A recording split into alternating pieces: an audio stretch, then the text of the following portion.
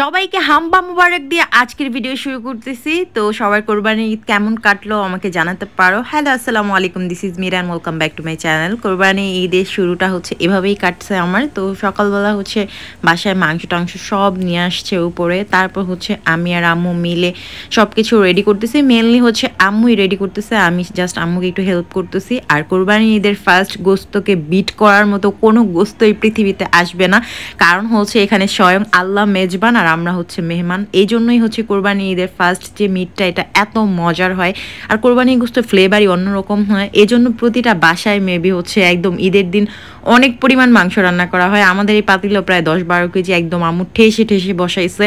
আর এই মাংসটা এত টেস্টি হয়, কোনো মশলা স্পেশাল কিছু দেওয়া লাগে না, সবার হাতে সেম, অনেক মজা হয়। তো যাই হোক, এই একটা মাত্র গোশ যেটা হচ্ছে সবাই মজা করে রান্না করতে পারে, কারণ এখানে আল্লাহর রহমত আছে। আর ঈদের দিন চালের রুটি হবে না এরকম তো নয়। আমার হচ্ছে নারায়ণগঞ্জ আসার পর আব্বু সবসময় আশায় থাকে যে আমি চালের রুটি বানাবো। আমি যতবারই নারায়ণগঞ্জ আসবো এই চালের রুটির আয়োজন করা হয়, কারণ এটা আমি ভালো বানাতে পারি। তো আম্মু আর আমি মিলে দুইজন সম্মিলিত চেষ্টায় সবসময় চালের রুটি বানাই, আম্মু একা কখনো সাহস করে না। তো যাই হোক, এখানে হচ্ছে 2.5 কেজি 3 কেজি আম্মু চাল ভাঙায় রাখছিল আব্বু আগেই, তো 2.5 কেজির মতো আমরা হচ্ছে নিয়েছি। আর 1/2 কেজির মতো রেখেছিলাম আর কি বেলার জন্য, কারণ চালের রুটি বেলতে অনেক গুঁড়ি লাগে। তো চালটা আমি সুন্দর করে হচ্ছে সিদ্ধ করে নিয়েছি প্রায় 10-15 মিনিটের মতো। তারপর হচ্ছে এখন একটা পাতিলে নেড়ে চেড়ে তারপর হচ্ছে দুইটা আমি বলে আলাদা আলাদা করে নিয়ে নিব, যেন হচ্ছে মাখতে অনেক সুবিধা হয়। আমি অনেক সুন্দর করে বানাই চালের রুটিটা, আর অনেক সেপারেট করে করে ফার্স্টে হচ্ছে তোমার সুন্দর করে বল বল বানাই, দেন হচ্ছে ওইখান থেকে আবার ভালো করে মথে তারপর হচ্ছে একটা কাই করি, তারপর এখান থেকে ছোট ছোট প্যারা কেটে রুটি বানাই। তা আমার কাছে অনেক ভালো লাগে এই পদ্ধতিটা, এটা গ্রামীণ একটা পদ্ধতি যে ছোট ছোট প্যারা কেটে হচ্ছে রুটিটা বানানো হয়। তো যাই হোক, এখানে হচ্ছে প্রায় 2.5 থেকে 3 কেজি চালের রুটি আমি একাই বেলছি। তো ঈদের দিনটা আমার এভাবেই গেছে, কষ্ট হলে অনেক ভালো লাগছে, কারণ হচ্ছে আব্বু বাসার সবাই চালের রুটি অনেক পছন্দ করে, আর সেটা কেউ বানায় খায় না, আমি আসলে একমাত্র খাওয়া হয়। তো যাই হোক, এই তো দেখো কত সুন্দর হয়েছে, আটাটা যত ভালো হবে চালের রুটি অত ভালো হবে।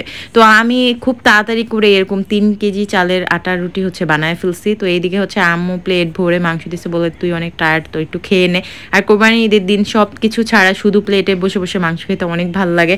তো যাই হোক, খাওয়া দাওয়ার পর হচ্ছে রাতে মতো ভাতের ক্রেভিংস উঠছে, এখন তো আমি মাংস দিয়ে খাবো না। তো ভাবলাম যে কিছু একটা করা যায়। আম্মু বলে ফ্রিজে একটু ভেন্ডি আছে, তাহলে একটু তোরে ভাজি করে দে। তো ফার্স্টে হচ্ছে আম্মু পেঁয়াজ কুচি দিয়ে অল্প একটু তেল দিল, তারপর একটু হলুদ দিয়ে তারপর হচ্ছে আমি একটু নেড়ে চেড়ে দিতেছি, আমি এক হাতে ক্যামেরা ধরে আরেক হাতে নাড়তেছি। তারপর হচ্ছে তো ভেন্ডিটা দিয়ে দিলাম, ভেন্ডি ভর্তা অনেক মজা লাগে। তো ভাবলাম যে ভাজি করি, সবাই খেতে পারবে, কারণ হচ্ছে যতই মাংস খাও না কেন ভাত খাওয়ার জন্য কিন্তু একটু ভর্তা ভাজি এগুলাই ভাল লাগে। আর সবার বাসায় মনে হয় ঈদের দিন মাংস খেতে খেতে সবাই হচ্ছে একদম পুরোই টায়ার্ড। এখন সবার পেটে হচ্ছে 3 ভাগের 2 ভাগ মাংস আর 1 ভাগ হচ্ছে মনে হয় অন্য কিছু। তো যাই হোক, এখন কাঁচামরিচ দিয়ে টিয়ে তারপর সুন্দর করে ভেন্ডি ভাজি করলাম। তারপর হচ্ছে অলরেডি রাত হয়ে গেছে, আমি সুন্দর করে অল্প কয়টা ভাত খেয়ে শাওয়ার টাওয়ার নিয়ে এখন বারান্দায় দাঁড়িয়ে একটু আকাশটা দেখতেছি, অনেক ভালো লাগতেছে আর এত সুন্দর বাতাস ছিল।